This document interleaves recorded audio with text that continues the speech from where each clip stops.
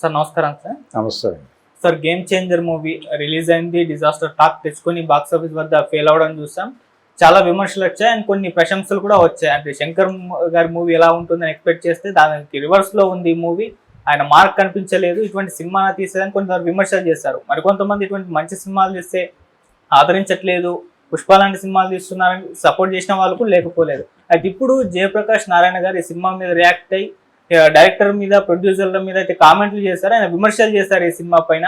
మరి ఒక కలెక్టర్ ఆయన, అంటే మాజీ ఐఏఎస్ ఆయన కూడా ఈ సినిమా కూడా దానికి సంబంధించే ఉంటుంది. మరి ఎందుకు ఆయన కనెక్ట్ అవ్వలేదు? మరి ఆయన ఏమంటున్నారు సార్ ఈ సినిమాకి సంబంధించి? అంటే ఐఏఎస్ ఆఫీసర్ గా ఉంటూ ఆయన కూడా సఫకేషన్ ఫీల్ అయ్యే రాజకీయాల్లోకి వచ్చాడు. ఓకే, మార్పు అనేది అంటే ఎడ్యుకేటెడ్ పీపుల్ దగ్గర నుంచి మార్పు జరగాల్సి ఉంటుంది. మనకు చదివాం కాబట్టి లోపల ఏం జరుగుతుందో, ఇన్సైడ్ ఏం జరుగుతుందో మనకు తెలుసు కాబట్టి మనం దీన్ని నివారించగలం, కంట్రోల్ చేయగలం, మనం గనక అధికారం వస్తాయి అనే ఉద్దేశంతో కదా ఆయన బయటకు వచ్చి లోక్సత్తా అనేటువంటి ఒక కార్యక్రమం పెట్టాడు.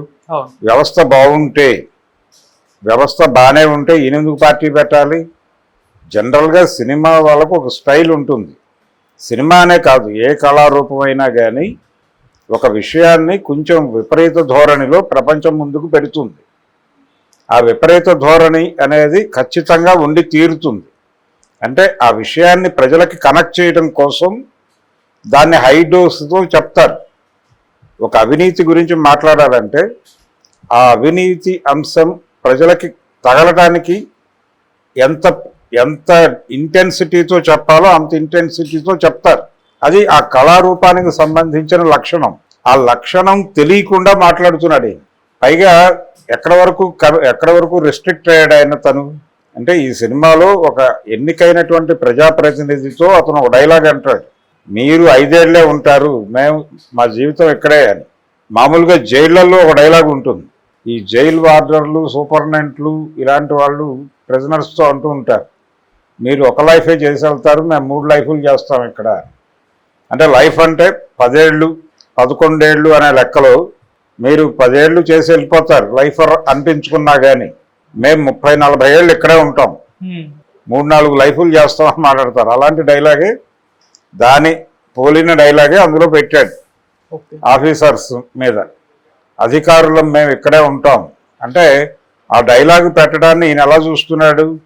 ప్రజాస్వామ్యాన్ని అగౌరవపరచడంగా చూస్తున్నాడు, ఓటర్ని అగౌరవపరచడంగా చూస్తున్నాడు. ఓటర్కి రీకాల్ అనేటువంటి అధికారం ఉందా? తనని ఇబ్బంది పెట్టేటువంటి ఎమ్మెల్యే గెలిస్తే ఇతని వలన మేము ఇబ్బంది పడుతున్నాం, ఇతను వెనక్కి తీసుకుంటున్నాం మేము అనే అధికారం ప్రజలకు లేదు కదా మన దగ్గర. ఆ గెలిచిన వాడు బుల్డోజ్ చేసుకుంటూ వెళ్ళిపోవడం తప్ప చేయగలిగింది ఏమీ లేదు. మహా చేయగలిగితే 4 కేసులు పెట్టగలుగుతారు. కేసులు పెట్టిన వాళ్ళని బతకనిచ్చే పరిస్థితి ఉందా? రాజకీయ వ్యవస్థ ఎంత వికృతంగా ఉందో అందరికీ తెలుసు, ఆయనకి తెలుసు. ఆయన ఈ వికృత రాజకీయాల్లో ఇమడలేకే కదా పార్టీని షట్ డౌన్ చేశాడు, లోక్సత్తాని.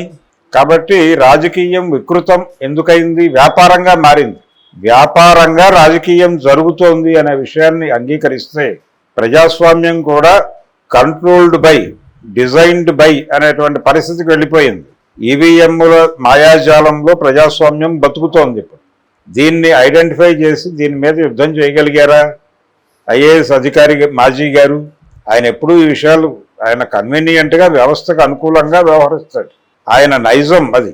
అందుకని ఆయన ప్రస్తుతం అధికారిగా ఉంటే ఆనందపడి ఉండేవాడేమో. ఆయన అధికారిగా సర్వీస్లో ఉండుంటే నిజమే కదా, మనం వీళ్ళు 5 ఏళ్ళు ఉండి మనల్ని ఇబ్బంది పెడుతున్నారు అనే ఉద్దేశంతోనే ఆయన బయటకు వచ్చాడు సర్వీస్లో నుంచి. రెండవది, ఆ మధ్య ఒకసారి ఎప్పుడో మాట్లాడాడు ఆయనే, ఒక పార్టీ, ప్రతి పార్టీ కూడా మాకు అనుకూలంగా పనిచేయమని అధికారుల మీద జులుం చేస్తుంది ఏమిటి, ఇదేం పద్ధతి అన్నాడు.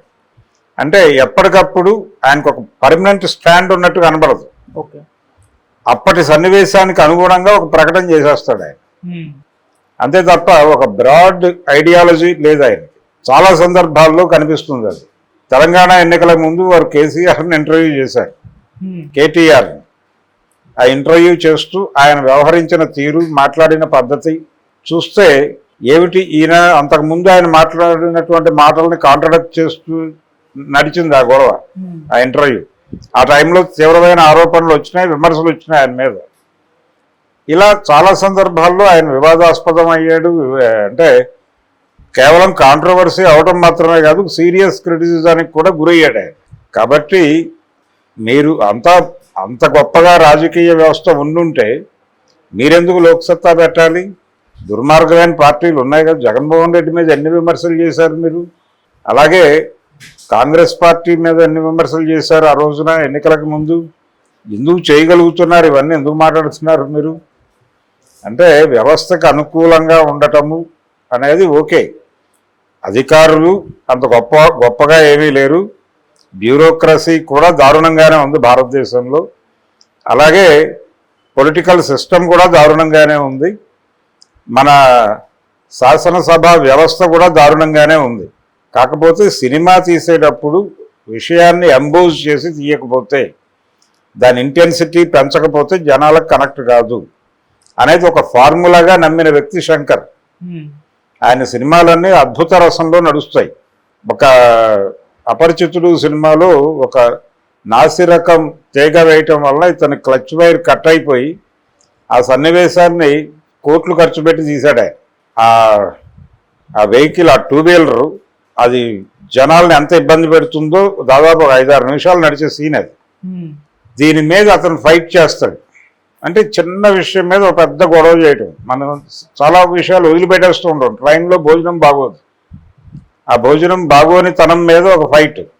ఈ మధ్య ఎవరో ఒక అతను మల్టీప్లెక్స్లో సినిమాకి వెళ్ళాడు.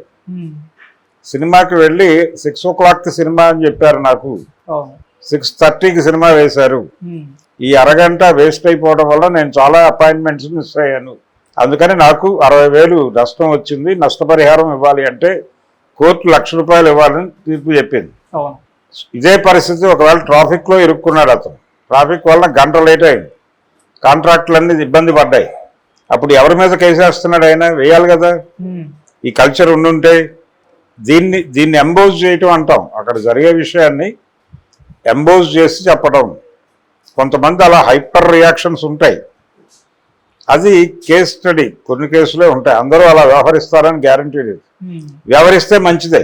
సినిమాకి వెళ్ళినప్పుడు అక్కడ వాడు హామీ ఇచ్చినవి ఏవీ లేకపోతే ఇమ్మీడియట్గా కోర్టుకు వెళ్ళి ఒక కేసు వేసే కండిషన్లో అందరూ ఉండరు, ఉంటే మంచిదే. అలా ఏ వ్యవస్థ కూడా సక్రమంగా లేదు. వ్యవస్థలన్నీ కూడా పతనం అయిపోయి ఉన్నాయి. ఈ పతనావస్థ గురించి ఎవరికి వాళ్ళు అడ్వాంటేజ్ తీసుకుని మాట్లాడేస్తున్నారు. పాఠశాలలు, కళాశాలలు కలుషితం అయిపోయినాయి, విద్యార్థులు పాడైపోయారని ఒకళ్ళు సినిమా తీస్తారు. ప్రభుత్వ కార్యాలయాలు దుర్మార్గంగా ఉన్నాయని ఇంకొకళ్ళు సినిమా తీస్తారు. హాస్పిటళ్ళు కలుషితం అయిపోయినాయని ఇంకొకళ్ళు సినిమా తీస్తారు. ప్రభుత్వ ఆసుపత్రుల్లో అవినీతి అని ఇంకొకళ్ళు సినిమా తీస్తారు. ఎవరి కథ వారిదే. వారి కథని వాళ్ళు ఎంత ఇంటెన్సిటీతో చెప్పారన్నదే కథ. అదే తప్ప ఇక్కడ ప్రభుత్వ హస్తాల్లో నుంచి విద్య, వైద్యం బయటికి వెళ్ళిపోయినాయి. వాటి గురించి జయప్రకాష్ నారాయణ గారు ఎప్పుడైనా ఫైట్ చేశాడా? మార్కెట్ ఎకానమీ మనిషిని సరుకుగా మార్చింది, మనుషులు అమ్ముడుపోతున్నారు, రకరకాల భావజాలాలకు అమ్ముడుపోతున్నారు. దీని మీద ఎప్పుడైనా జయప్రకాష్ నారాయణ గారు కేంద్రీకరించారా? ఎన్నికలు జరుగుతున్న తీరు పట్ల ఎప్పుడైనా కేంద్రీకరించాడా? ఈవీఎంల ట్యాంపరింగ్ జరుగుతోంది అనే విషయాన్ని కూడా ప్రాథమికంగా ఆయన కొంతమేరకు అంగీకరించినప్పటికీ దాని మీద ఏదైనా సీరియస్ ఫైట్ డిజైన్ చేశాడా? ప్రజాస్వామ్యం రూపం మార్చుకుంటోంది, అది ప్రజాస్వామ్యం అనే దాన్ని నెమ్మదిగా ఫ్రిడ్జ్లోకి ఎక్కించి బయట ఒక రకమైనటువంటి ఆధిపత్యం, నియంతృత్వం నడపడానికి కేంద్ర ప్రభుత్వం రకరకాల ప్రయత్నాలు చేస్తోంది. దీని మీద ఎప్పుడైనా మాట్లాడారా?